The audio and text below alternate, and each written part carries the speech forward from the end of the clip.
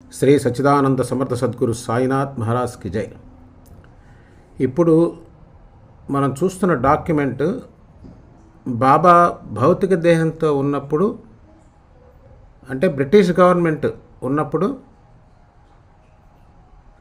Director of criminal intelligence Calcutta వారు ఇచ్చినటువంటిది. ఇది 17 జనవరి 1911 weekly report of director of criminal intelligence dated Calcutta the 17th జనవరి 1911. దీన్ని మించినటువంటి authority document మనకి ఇంకా దొరకదు. ఇప్పుడు కోర్ట్స్ చెప్పడమే కాకుండా బాబా భౌతిక దేహంతో ఉన్నప్పుడు క్రిమినల్ ఇంటెలిజెన్స్ బ్రిటిష్ టైంలో, అంటే దాన్ని మించిన అథారిటీ ఈ సృష్టిలో మరొకటి ఉండదు. ద హయ్యెస్ట్ పవర్ఫుల్ ఇంటెలిజెన్స్ ఎవరంటే బ్రిటిష్ క్రిమినల్ ఇంటెలిజెన్స్. వాళ్ళు ఇచ్చిన రిపోర్ట్ ఎప్పుడు 17th జనవరి 11 సాయిబాబా గురించి ఇచ్చినటువంటి ఒక రిపోర్ట్ ఇచ్చారు. ఇది ఆ పేపర్ కట్. ఇది ఇంగ్లీష్లో ఉంది. తెలిసిన వాళ్ళు చదువుకొని అర్థం చేసుకోవచ్చు.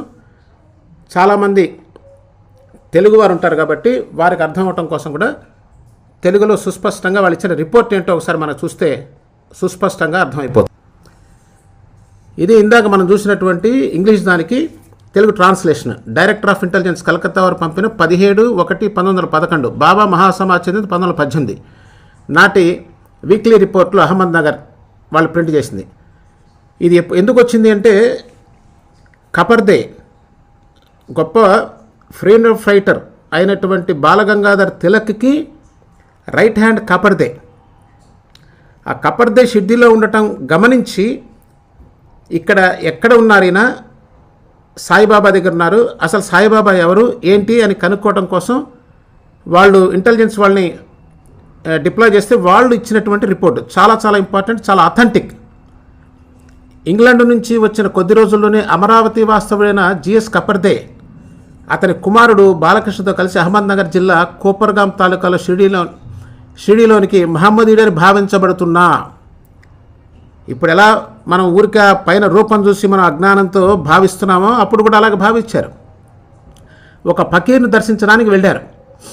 ఆయన 5 డిసెంబర్ 1910 నాడు షిరిడీ వచ్చి రోజుకు 3 సార్లు వారం రోజుల పాటు ఆ ఫకీర్ ముందు మోకరిల్లాడు. వాళ్ళు ఇచ్చిన యాజ్ ఇట్ ఈజ్ రిపోర్ట్ అండి ఇది. ఆ ఫకీర్ దాదాపు 70 సంవత్సరాల వృద్ధుడు అప్పటికి వాళ్ళ ఎస్టిమేషన్. ఆయన దాదాపు 30-35 సంవత్సరాల క్రితం షిరిడీ వచ్చి అప్పటి నుండి ఆ గ్రామ మసీదులో నివసించసాగాడు. చాలా కాలం వరకు ఆయన ఒక మామూలు ఫకీరుగానే భావించబడ్డాడు. కానీ గత 15 సంవత్సరాల నుండి అతడు పవిత్రుడని, గొప్ప పేరు ప్రఖ్యాతులు గడించిన సాయిబాబాగా పిలువబడుతున్నాడు. వారిని సాధువుగా వర్ణిస్తారు. చాలా జాగ్రత్త చూడాల్సిన అవసరం ఉందండి.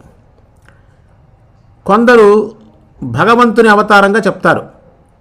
ఇది మనకు చాలా ఇంపార్టెంట్. ఇక్కడ మహమ్మదీయులలో కొద్ది మంది మాత్రమే అతని అనుచరులు. వారి మతాచార పద్ధతులను మొదలైన వాటిని ఏమాత్రము పాటించరు. ఇంకింతకన్నా ఏం కావాలండి? అప్పుడు వాళ్ళు చూసిన వాళ్ళకన్నా కూడా మనం బాగా తెలిసిన వాళ్ళమా? అక్కడ డైరెక్ట్గా చూసి బాబా వారి యొక్క చర్యలు గమనించి బాబా దగ్గర ఉన్నది కొద్దిమంది మహమ్మదీయులు మాత్రమే వారి అనుచరులు. వారి మతాచార పద్ధతులను మొదలైన వాటిని ఏమాత్రమూ పాటించరు. అస్సలు పాటించరట సాయిబాబా. ఇస్లాంకి సంబంధించినటువంటి మతాచారాలు ఏవి పాటించరు అని ఎవరో దాన్ని పోయి దానయ్య థర్డ్ క్లాస్ పీపుల్ ఇచ్చినటువంటి స్టేట్మెంట్ కాదండి. ఇది క్రిమినల్ ఇంటెలిజెన్స్ వాళ్ళు ఇచ్చింది, బ్రిటిష్ వాళ్ళు. ఇవాళ ఎవరు పడితే వాళ్ళు వచ్చేసి ఎవరికి తోచిన పేరు వాళ్ళు చెప్పేసి బాబా ఫలానా వీళ్ళేదో చూసినట్టు, వీళ్ళేదో బొడ్డు వేసి పేరు పెట్టినట్టు మనిషికో పేరు చెప్తా ఉన్నారు సాయిబాబా గురించి. ఎంత హాస్యాస్పదంగా ఉందో ఒకసారి ఆలోచించండి మిత్రులారా.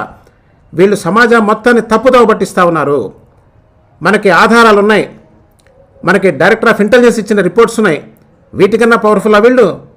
బాబా మహాసమాజ్ చెంది 106-107 సంవత్సరాలు అవుతుంది. ఈ రోజున ఇప్పుడు వచ్చి ఎవరికి తోచిన పేరు వాళ్ళు సాయిబాబా గురించి చెప్తా ఉన్నారంటే ఎంత హాస్యాస్పదంగా ఉందో చూడండి. వాళ్ళు చెప్పడం కాదు, మనం వినటం ఇంకా హాస్యాస్పదంగా ఉంది.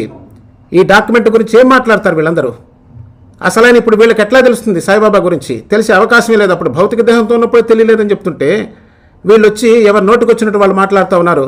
ఇదంతా కూడా అజ్ఞానం చేసేటువంటి చర్య తప్ప దీని లోపల ఏ రకమైనటువంటి విజ్ఞానం లేదు. 100 మందిని వేసుకొని కూర్చొని మైక్ ఉంది కదా అని మాట్లాడేస్తే కరెక్ట్ అయిపోతుందా? ఎంతోమంది నిజమైనటువంటి తెలియని భక్తుల్ని తప్పుదోవ పట్టిస్తున్నారు. ఈ పాపం ఊరికే పోదు. అప్పుడు చూడండి, కానీ ఏమాత్రం పాటించరు. ఇది చాలా ఇంపార్టెంట్. సాయిబాబా ఇస్లాంకు సంబంధించినటువంటి ధర్మాలు ఏమీ పాటించలేదు. ఈ మధ్యకాలంలో ఎవరో ఒక ముస్లిం వచ్చి చెప్తున్నాడు, ఆయన నాయసాన్న మసాజ్ సాయిబాబా గురించి తెలియాలంటే సాయి సచ్చరిత్ర ఓవి టు ఓవి మణెమ్మ గారు రాసింది మాత్రమే అథారిటీ. మిగతా వాటి అది సంస్థను వాళ్ళు ప్రింటింగ్ చేసినా సరే అవి అథారిటీ కాదు. వాళ్ళ భావాలను రాశారు. చూడంగానే బాబా ఫకీర్లా కనిపించేవారని చెప్పి రాస్తున్నారు కదా, అంత మాత్రాన్ని అయిపోతారా? కేవలం చూపులతో నిర్ణయం చేసేటువంటి వాడు ఏ పాటి తెలివిగలవాడు ఒకసారి ఆలోచించండి.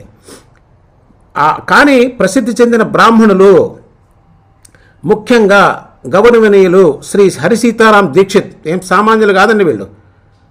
ఇప్పుడు మాట్లాడే వాళ్ళంతా వాళ్ళ క్వాలిఫికేషన్ ఏంటో, వాళ్ళ సాధన ఏంటో, వాళ్ళ బ్యాక్గ్రౌండ్ ఏంటో ఏమీ తెలీదు. వీళ్ళంతా గొప్ప గొప్ప చదువులు చదువుకొని ఆ రోజున ఇంగ్లాండ్లో ప్రాక్టీస్ చేసిన పెద్ద పెద్ద లాయర్స్, జడ్జెస్, సొలిసిటర్స్, విద్యావేత్తలు, తర్వాత చాందోర్కర్ డిప్యూటీ కలెక్టర్ మరియు మాజీ కోపర్గా మమల్తాదారు మొదలగు వారు మరియు అనేక మంది ఇతరులు ఆయన్ని అనుసరిస్తున్నారు.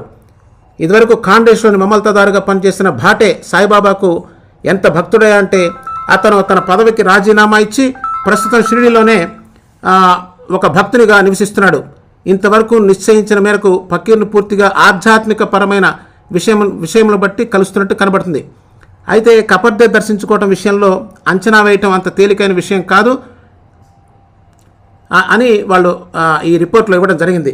ఇందులో ప్రధానమైనది ఏంటంటే మనకు కావాల్సింది, అప్పుడు చాలా కొద్ది మంది మహమ్మదీయులు బాబా దగ్గర వచ్చేవారు. వారు ఏ రకమైనటువంటి మహమ్మదీ మతానికి సంబంధించినటువంటి ఆచారాలు పాటించలేదు. మహాత్ముల గురించి తెలుసుకోవాలంటే ఒక స్థాయి స్థితి ఉండాలండి. ఎవరు పడితే వాళ్ళు దారిని పోయేవాళ్ళు ఇష్టం వచ్చినట్టు మాట్లాడి చేతిలో వీడియో ఉంది కదా అని చెప్పి చేసేస్తే దానికి ఏ రకమైన విలువ లేదు. ఇది అథెంటిక్ డాక్యుమెంట్. దీన్ని కాదనగలిగిన వాళ్ళు ఎవరున్నారు? కాబట్టి మిత్రులరా, ఎవరెవరో ఏ రకమైనటువంటి బ్యాక్గ్రౌండ్ లేని వాళ్ళు ఏదేదో మాట్లాడారని చెప్పి మనం ఏ రకమైనటువంటి విలువ ఇవ్వాల్సిన అవసరం లేదు. సాయిబాబా సాక్షాత్తు పరమేశ్వర స్వరూపం కాబట్టే ఎన్నో కోట్ల మంది భక్తుల చేత ఆరాధించబడుతున్నారు. పెద్ద పెద్ద మహాత్ములు, భగవద్గీతలో కూడా మనకేం చెప్పబడింది? గొప్పవారు ఏది చెప్పారో దాన్ని అనుసరించమని, అంతేగాని దాన్ని పోయి దానాలు చెప్పింది వినమని కాదు. కాబట్టి అంత విఘ్నులు కాబట్టి ఎవరు చెప్పింది వాళ్ళు వినేటువంటి మనస్తత్వం నుంచి బయటకు వచ్చి వాస్తవాలు తెలుసుకోవాల్సిన అవసరం ఉంది. దీన్ని మరింత ఉధృతం చేయడం జరుగుతుంది. సాయిబాబా యొక్క వాస్తవ స్వరూపం యావత్ ప్రపంచానికి ముఖ్యంగా తెలియజేసేటువంటి సమయం ఆసన్నమైంది. మూర్ఖులకి తెలియజేయాల్సిన అవసరం ఎవరికీ లేదు. వాళ్ళ జీవితం అట్లాగే ముగిసిపోతుంది. సద్గురు సాయినాథ్ మహారాజ్కి జై. జై సాయినాథ్.